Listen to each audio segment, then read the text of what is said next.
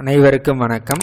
இந்த பகுதியில் வீடு சொத்துக்கள் சார்ந்த வகையில் வீடுன்ற அமைப்பு எந்த மாதிரியான வீடு அமையும். ஃபஸ்ட்டு ஒருத்தருக்கு சொத்து அமையணும் அப்படின்னா 4ஆம் பாவ உபநட்சத்திரம் நின்ற நட்சத்திரம் 4-11 இந்த வீட்டில் தொடர்பு படுத்தினா அவங்களுக்கு சொத்து அமையும். அதில் பட்டியலாக வீடு அப்படின்றது நம்ம குரு மற்றும் செவ்வாய் இந்த 2 வீட்டுடைய தொடர்புகள், அதாவது 2 கிரகத்துடைய தொடர்புகள் நமக்கு இருக்கணும். அதை பார்த்துக்க வேண்டியது அவசியம். ஓகே, இப்போ எது போல் வீடு அப்படின்னா எது போலன்றது நிர்ணயம் செய்யக்கூடியது 4ஆம் பாவத்துடைய உபநட்சத்திரம். அதே மாதிரி 4ஆம் பாவத்துக்குள்ளே இருக்கக்கூடிய கிரகம். இதை நம்ம கொஞ்சம் லிங்க் பண்ணி பார்க்கணும். இப்போ 4ஆம் பாவ உபநட்சத்திரம் சூரியனாக இருக்குது அப்படின்னா அரசு சம்பந்தமான வீடு. இப்போ கவர்மெண்ட்டே நமக்கு ஒரு சின்ன சைஸில் வீடெலாம் கட்டி கொடுக்குறாங்க இல்லையா, அரசு சம்பந்தமான வீடு 4ஆம் பாவ உபநட்சத்திரம் சூரியனாக வந்தால். 4ஆம் பாவ உபநட்சத்திரத்துடைய தொடர்பு சந்திரனா வந்தால் ஒரு நடுத்தரமான வீடு, ஒரு ஆவரேஜாக ஒரு நடுத்தரமான வீடு அப்படின்றத நம்ம பார்க்கலாம். செவ்வாயாக இருந்துச்சுன்னா இது தொழிலுக்கு தேவையான ஒரு குடோன் கட்டுறது, குடோன் ரூம் மாதிரி கட்டுறது, இந்த மாதிரியான விஷயங்களை செவ்வாய் சொல்லும்.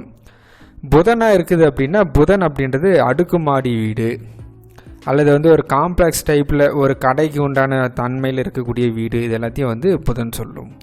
குருவாக இருக்குதுன்னா நல்ல பெரிய வீடு. குரு அப்படின்றது பெரிய தன்மை, பெரிய வீடு, காற்றோட்டமான வீடு எல்லாத்தையும் சொல்லும். சுக்கிரன்னா ஒரு அழகான தன்மை, ஆடம்பரமான தன்மை, அந்த வீட்டில் தோட்டம் இருக்கிறது, இந்த மாதிரி விஷயங்கள் சுக்கிரன் சொல்லும். அதுக்கடுத்து சனி அப்படின்னா பழைய வீடுங்க, ரொம்ப ஓல்டு டிசைனில் இருக்கும். ராகு அப்படின்னா அது தன்மையை பொறுத்து செயல்படும். ராகு 4ஆம் பாவ உபநட்சத்திரமாக இருந்தாலே சில நேரம் வழக்கு, இது மாதிரியான விஷயங்கள், வாஸ்து குறைபாடு, இது மாதிரியான சூழ்நிலை ஏற்படுத்தி தரலாம். 4ஆம் பாவ உபநட்சத்திரம் கேதுவாக வருது அப்படின்ற போது, கேதுன்னா பாரம்பரிய முறையில் கட்டப்பட்ட வீடு, ஒரு பழமையான வீடு அப்படின்றத சொல்லலாம். ஆசிரமம், மடம், அந்த மாதிரியான விஷயத்தை குறிக்கக்கூடிய தன்மையில் இருக்கும். ஓகே, இப்போ இந்த ஜாதகர் நீங்கள் பார்த்துங்க. இவங்களுக்கு எந்த மாதிரியான வீடு அப்படின்னு பார்த்தோம்னா 1965 பிறந்த ஜாதகம். 4ஆம் பாவ உபநட்சத்திரம் புதனாக இருக்குது. புதன் தன்னுடைய சுய நட்சத்திரம் புதன்லேயே விழுந்திருக்குது. அந்த புதனுடைய குறிக்காட்டி 4ஆவது வீட்டை குறிக்காட்டுது. அப்போ இவங்களுக்கு சொத்து உண்டு. எந்த மாதிரியான வீடு அமைன்ற போது 4ஆம் பாவத்துடைய உபநட்சத்திரமே புதனாக இருக்கிறதால புதன் அப்படின்றது நம்ம அடுக்குமாடி வீடு, அது மாதிரியான விஷயத்தை பற்றி பேசணும். இந்த புதன்ற கிரகம் எங்கே டெபாசிட் ஆகிருக்குன்னா கடகராசியில். புதன் சுக்கிரன் கூட சேர்ந்துருக்குது. அப்போ சுக்கிரனுடைய காரகத்துவத்தை நம்ம லிங்க் பண்ணி தான் சொல்லணும்.